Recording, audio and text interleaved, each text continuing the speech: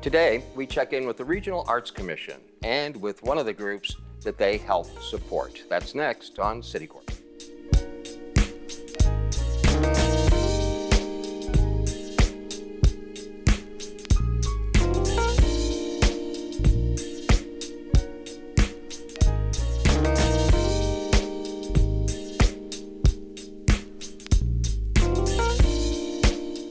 I'm Steve Potter, and welcome to City Corner.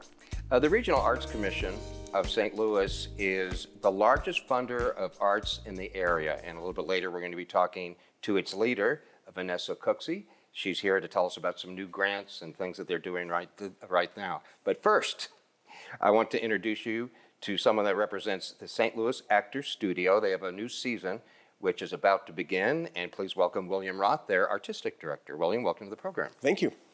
And I think you've been here before. I remember you from days gone by. Yes, 16 years of seasons. We come and go through these. Tell me a little bit about St. Louis Actors Studio. Now, you were involved in theater scene here before, so I guess maybe as local theater groups go, it's kind of a new one. How did it all come about? It really came about through my purchase of the buildings on Boyle. I had more space than I needed, and these beautiful historic buildings needed something, and they were going to be gut rehabbed anyway. So I got some theater advisors together, and we decided to build a theater, restaurant, and theater company all at the same time. So it was nice. It gave us the rehab took a year, so they gave us a year to get the theater started and get subscribers and board members, and so we. Regional Arts Commission was in on it from the very beginning, and so we're thankful for 16 years of funding from them. Yeah, I'm glad you brought that up. We're going to be talking to Vanessa here in a little bit. How important is it, not just to you, but to all kinds of art groups, theater groups, whatever kind, for organizations like that help? We wouldn't be here without them. And I know individual artists and other theater companies that would be the same. I mean, there are individual performers and fine artists that wouldn't be able to produce what they produce without the Regional Arts Commission. And we've got a great art scene here to show for it. Well, the Gaslight Theater is on Boyle in the Central West End, so it's a nice little intimate space. Right. And do you have a core of actors that you use every season? We try to open it up. There is a core of actors in St. Louis, a very accomplished group of actors, but we have open auditions every season. And there are a lot of new faces that come in it used to be actors would not think of staying in St. Louis to work in their profession, and as the years go by and funding becomes a little better for all of us, more and more they're doing that. So yes, we have lots more actors looking at season 16 than we did available for 1 and 2. How long did COVID shut you guys down? We were lucky in that we only missed one play in our season. Now we were gone for a whole year. But we did have to cancel a world premiere play that we had planned that we then did the following season. But yeah, we were out of pocket for 12 months, 13 months. Oh, you were kind of lucky. Yeah. Well, your 16th season starts in October and runs through July of 2024. Right. Now, I want to start at the end. Sure. Because in July next year, you have something that you do every year, and it's the LaBute Festival. Right. So tell me who that gentleman is. Neil LaBute is a prolific playwright and filmmaker. Death at a Funeral, all sorts of The Shape of Things, all sorts of movies that people would recognize. And a playwright. And a playwright really first and foremost. He really loves the theater and loves intimate theater. He doesn't, he's not looking ever to produce things in 10,000 seat theaters. He loves small, intimate spaces. So we met through one of our seasons and became friends. And I came up with he introduced me to his short plays, and I fell in love with short plays, especially watching these arcs that usually take 2 hours happen in anywhere from 10 to 45 minutes. And so I came up with the idea of having a one-act festival where we'd reach out to high school students and professional playwrights and get their plays submitted and produce them each July. So that's how you end your season every year, is with Yes. the LaBute Festival at Correct. the end. Our 10th one will be next July. And since you're just starting your 16th season here down the road, your last LaBute Festival wasn't that long ago. Just last month, right? We have a clip here, I think, just a minute. Would you set it up for us? What are we about to see? This was a play, one of the finalists. We get about 300 plays submitted from all over the world. This was a play about Sonny Liston. All right, let's take a listen. Right. I don't know. I was a boxer. A boxer? Wow. Everybody at the Bird loves that. Me? I don't get it. It's too violent, at least for me, but that's how you know Paulie, right? He manages boxers, right? Sometimes, sort of, him and his friends. But I never needed much managing. Not with these two horseshoes. So you're pretty good at this boxing thing. I don't know. I never fought myself. But you could ask Wayne Bethea. Never been stopped. Took me 6 to 9 seconds. Or Chuck Wetton. You could ask him. Left him with a busted nose, broken cheekbone, and 72 stitches. Wow. If winning fights was never the problem, it was getting them. Who are we watching? That's Reggie Pierre, who's playing Sonny Liston in that play, and it's a fascinating story. Sonny Liston really got no love from the community, even though he was one of the finest boxers that ever boxed. And this playwright does his life and times justice. He died under mysterious circumstances due to some loans that he owed and a few things that He had a personal life. He did. He had a personal life, and so he was visited by this angel of death, and unfortunately, things didn't end up well. But that was one of 60 plays that we had called down from about 150 submissions this year, and so we work all season to figure out which ones we're going to produce. And just real briefly, what can you tell me about the LaButte Festival that'll be coming up in July of 24? Well, nothing about what the plays will be because they're being submitted as we speak. I see. But it will be our 10th. Neil is going to, we're in the beginning stages of Cinema St. Louis is talking about doing something in and around his films and the festival. Wow. We're publishing self-publishing collection of all the plays that he's written over the 10 years. So we're going to do a bunch of stuff. So the Actors Studio 16th season actually begins on October the 6th. Right. And the first play runs through the 22nd of October. Right. And I've never heard of this one.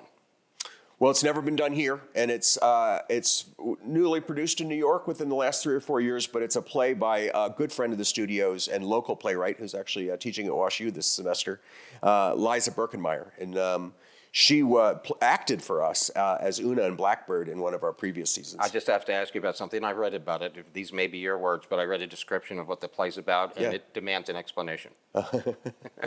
An intimate snapshot of queer anti-heroines.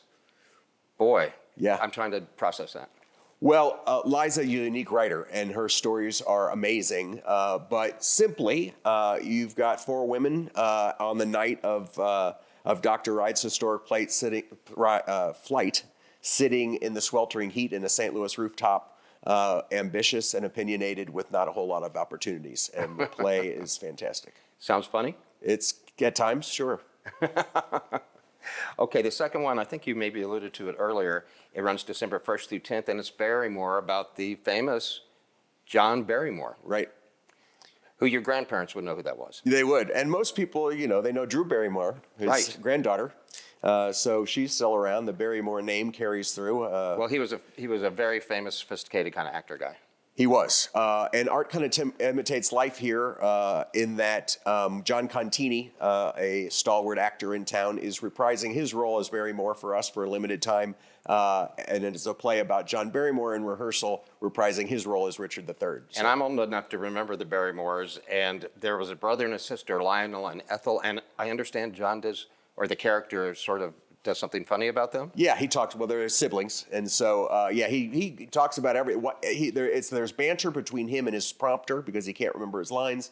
He talks about his siblings. He talks about his alcoholism. He talks about everything. The next one on your season is Copenhagen, February 9th to the 25th, and that show, I guess, won some award. Not yours in here yet, but Four Tonys. It's 4 it's Tonys, been yeah. around for a while, this play. And serendipitously, there's a major movie about the atomic bomb. I was going to ask you if it was related to Oppenheimer in any way. A little bit, in that these two characters are mentioned in this precedes Oppenheimer, in that we've got two physicists that both won Pulitzer Prizes in the 20th, one for mechanics and one for in physics, quantum mechanics. We've and one only in got like physics. a minute or so left, but I have to get this last one in April 5th through 21st. It's called The Whale. Everybody's, if you haven't seen the movie, you've heard about it. And you're starring in this one. Yeah, it was a play first and a movie after, and I'm thrilled to do this play and inherit this 600-pound character. But William, I've seen the movie promos, and the whale guy, his head is as big as this couch. Well, yes, he is, but the actor inside isn't, and neither am I. And so luckily, Matthew Arkin, Alan Arkin's son, played this at a theater company out west, and we're borrowing his costume. And Brendan Fraser plays it in the movie. Correct. Right. Yeah. Did you model any of your performance after that? Are you interpreting it in a different way, or how'd you approach it? It's all about script, and Anna Maria Pileggi is directing, so it really will. It'll be her and I working on that together. What's the message of that movie? Redemption, hopefully. It's never too late to kind of repair relationships more than anything else. Mm-hmm. Well, what would you like people to know about how to get season tickets? This would be a good time to start. What do you recommend? stlas.org is the best way. Season tickets are the best way because you save and you can reserve your seat in a general admission theater. You said you got a restaurant there.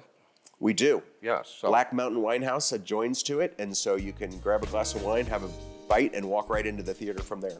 Well, William Roth, St. Louis Actors Studio, thank you so much. Congratulations on your 16th season coming up. Thank you. And I can't wait to see you as a big guy. Thank you. I look All forward to right. it. We're going to continue in the next segment of City Corner. We're going to talk about how organizations like St. Louis Actors Studio can survive with the help of the Regional Arts Commission. That's next on City Corner.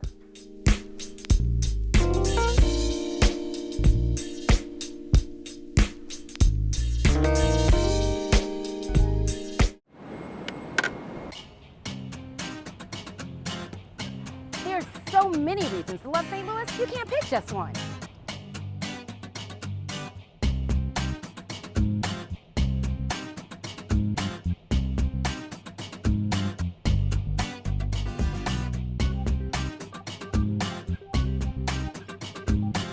From the arts, architecture, and culture.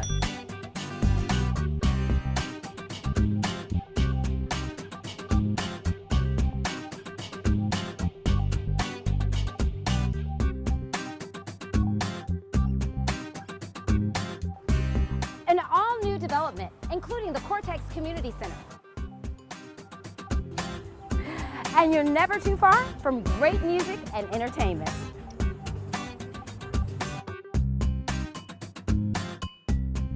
So come and experience St. Louis. There's so many reasons to love St. Louis, you can't pick just one.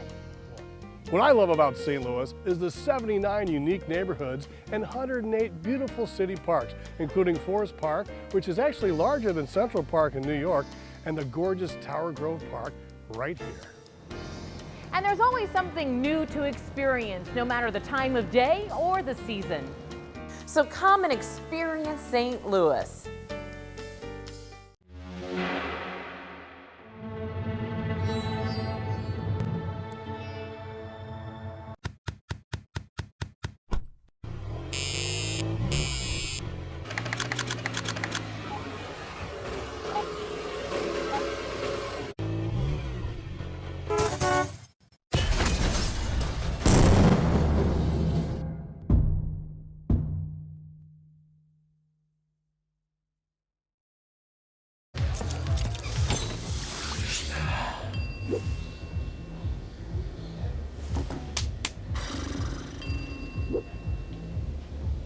If you need to do something to feel okay to drive, you're not okay to drive.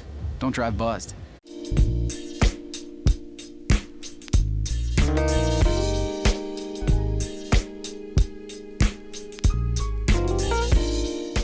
I'm Steve Potter, and welcome back to City Corner.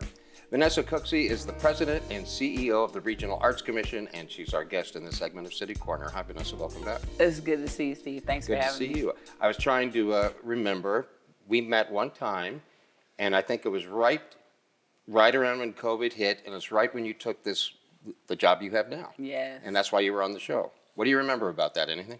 I do. I remember a lot. It was a life-changing experience. RAC was having a hard time financially. We get most of our revenue from hotel, motel sales tax. So travel had nearly halted because of COVID. And I'm so glad that now, a year and a half later, I'm back and things are better. And RAC is definitely on the move doing good things. But you did remember you wore a green dress that first time. I did remember that. We had such a good conversation. It was hard to forget.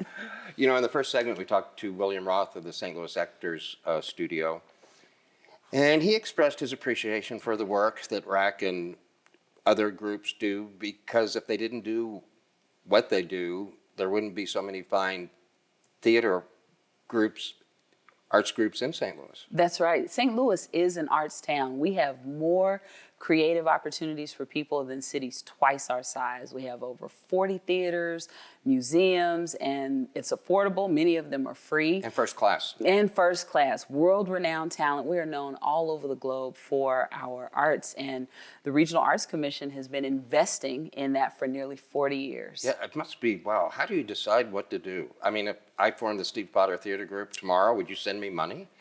That's a joke, but my real question is, how do you decide who deserves what? Well, the good news is we create opportunities for people to apply and share with us what they're working on. And we have 4 different criteria, from artistic excellence to how the community will be impacted. And we have grant reviewers who look at the grant applications, score them, and we give money until we run out. Do you feel like you could keep giving money if you had twice as much? Absolutely. We could be a $40 million organization, $100 million organization, and there are great artists and arts organizations. Well, how's this last 3 years been for you leading it? I bet it's been quite a life-changing experience. It has. We went down to $2 million at one point from $7 million. This year, we're hopeful to get back to because of COVID. This year, we hope to get right back to the $7 million mark. And so this was one of our largest grant years in RAC's history. Wow, that's exciting. Yeah. We have an ARPA logo that we want to show people, and you can explain. First, tell me what ARPA is. ARPA is the American Rescue Plan Act, and due to the fantastic leadership of our City of St. Louis elected officials, the mayor, the board of aldermen, the comptroller, we were allocated $10.6 million of ARPA funds to grant to artists and arts organizations. We just opened the application last week. Right. So you haven't made any decisions about that yet? Not yet, but we've gotten several applications. We have 2 kinds of grants that we're giving. One is what we're calling revenue replacement. So for artists and arts organizations that lost money due to the pandemic, we're actually replacing that revenue. And then we also have tourism dollars, so we'll be funding projects that generate tourism and bring people from all over the world to St. Louis. Well, so what's your assessment after, COVID's passed and things are kind of getting back together? Is everything good? It's better. We're finding that audiences still haven't come back. One of the things that the pandemic brought was lots of options in terms of how people engage with the arts. Right. There's some really good content on these small screens. And so people want to know, where am I going to park? Am I going to be safe? And what am I going to see if they leave their home? So we're still working to get audiences back. But in terms of the amount of creativity that's happening in our community, it's definitely returned. Uh-huh.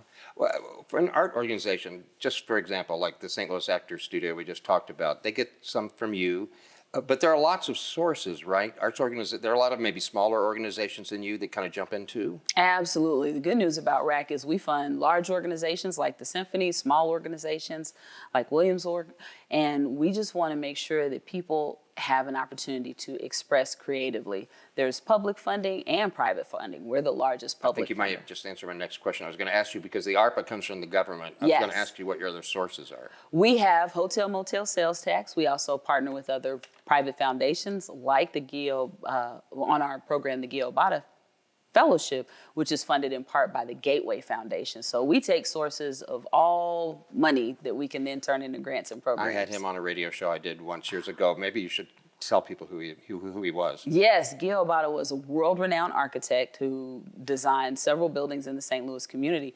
In his honor, the Gateway Foundation partnered with us, we actually have a photograph of it, to help diverse students who want to have careers in arts administration. So that's something else I love about RAC is we're focused on the business of art as much as we are the arts. Yeah, I guess most of us don't really think that it's a business, but if you're an artist or anything, you realize that it is. Everything costs. Right. Well, you mentioned a picture we might have, and we have some others, so why don't we just look at them, and we've got a few here, and tell us what's happening. That is our Community Arts Training Institute, our CAT Fellows.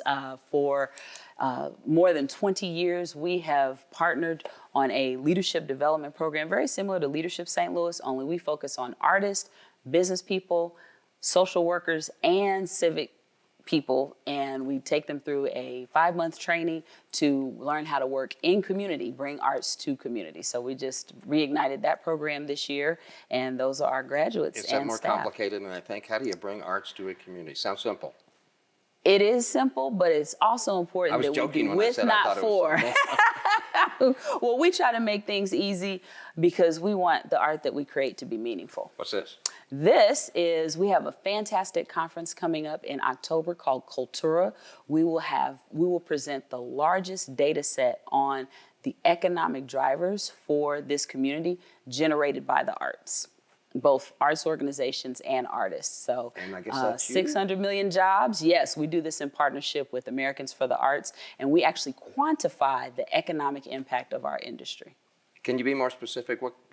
How do you really affect things economically? $600 million in economic activity, 19,000 jobs, and over 12 million people come to St. Louis for our visitors. So we count the audience members, we count the spend, everything. And you may not be able to answer this precisely, but so how does that stand up to other cities? I mean, is that just average for a city our size? No, actually, it's well above average. St. Louis is an arts town, and people come here. More people come to St. Louis for our arts because they're available every day than all our sports team combined. You know, I've heard that for a long time, and I totally believe it. But I'm wondering if you can explain why to me. And believe me, I love St. Louis. But a Midwestern town out here, I would think the number one town would be somewhere else.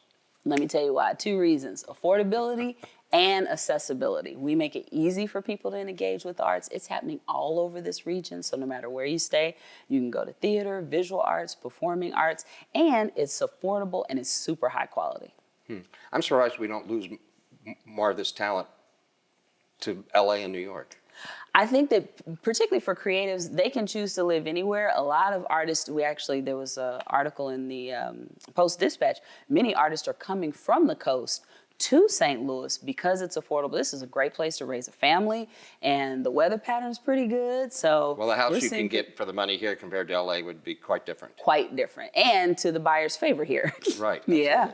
Let's look at another image, another picture from the Regional Arts Commission, and there's your building. Yes, well. What actually happens there? Well, right now, nothing, because we closed it during the pandemic, and we actually are moving to a more community-focused strategy where RAC is coming into the community. So we actually have this building on the market. We are moving from one location. And what's the address? 6128 Del Mar. And we are selling this building, and we will be located in different places across the region because we want to be embedded in the communities. Our first pop-up location is at City Foundry STL.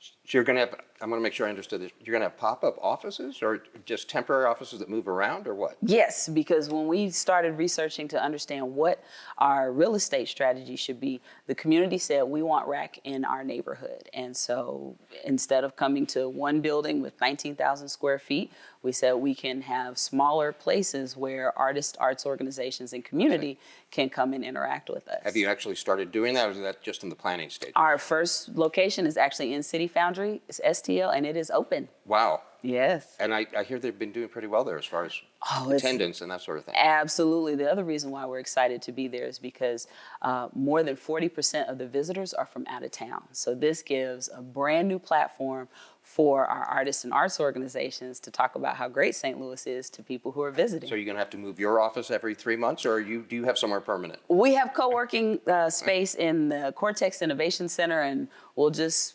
find places to build community across the region, St. Louis City and all across. Makes sense. Yeah. Let's look at the next picture. Oh my gosh, this is a new website that we launched this year, stlouisarts.com. We have exceeded 100,000 unique visitors, and the whole focus of this website is to promote the artists and arts organizations that we fund, because we find that many times their budgets are so focused on making the creativity happen that they don't have the money for marketing and communications. And so we're taking that on, and we have this platform for communicating how great our artists and arts organizations So is this are. new, you said? Yes, that's at the airport. So when people come in, we want them to know there are a ton of fun things to do here in the arts. Let's go to the next one. That was our grants announcement this year at Central Print. We distributed more than $4.1 million of hotel motel sales tax in terms of grants to artists and arts organizations in the city and the county. So Are these people that work for you or are these artists? these are artists and arts organizations. These are beneficiaries, and standing right next to me is Andrea Purnell, our board chair, and there on the end is Jerry Gennario, one of our commissioners. Now that you mentioned a couple of names, is there any other person or group that you'd sort of like to give a shout out to? Maybe it's too many. It is too many. We granted more than 300 organizations and artists this year alone.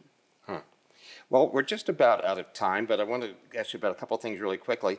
I think you're having a mini conference coming up in October. What's that about? October the 23rd, we are having our first mini conference called Cultura, and we will be sharing the results of our Economic Prosperity Study 6 and Creatives Count, which is the first census-like study of artists in this region. So we're hosting people from Washington, D.C., policymakers, arts researchers, patrons to learn about the state of the arts, and we'll also be announcing our 2024 grants. When you say the state of the art, you mean here or nationally or worldwide or what? Both. We'll have a national view of the arts sector, regional view, and local.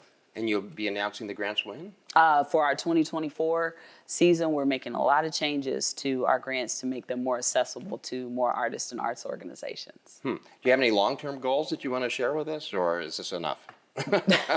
I'll say just keeping RAC sustainable. The one thing we are focused on is how do we diversify our revenues, because there's a lot of need. We have more people, more grantees than we have dollars, and so we're looking at new sources of revenue so we can give more money. Yeah. Well, all right. What would you like the average person watching now to know about the arts in St. Louis and what they can do to support it? Two things. The arts make a tremendous difference. This is something that we're excited about, is arts is healer. The mental health benefits of art, especially now, are super important. And so for people who want to get plugged in, visit our website, racstl.org, and follow us on social media. That is where we talk about all the cool things we're doing. And if you want to buy that building at 6128 Delmar, yes, it's on sale, please. Call Vanessa immediately. Immediately. We're going to do good things. Well, thank you so much, and keep up the good work at the Regional Arts Commission of St. Louis, and tell everybody they're hi. Thank you so much, Steve. It's good to see you. All right. Come back sometime. Will do. I'm Steve Potter. Thanks for being a part of this City Corner, and we'll see you next time. Thank you. Bye.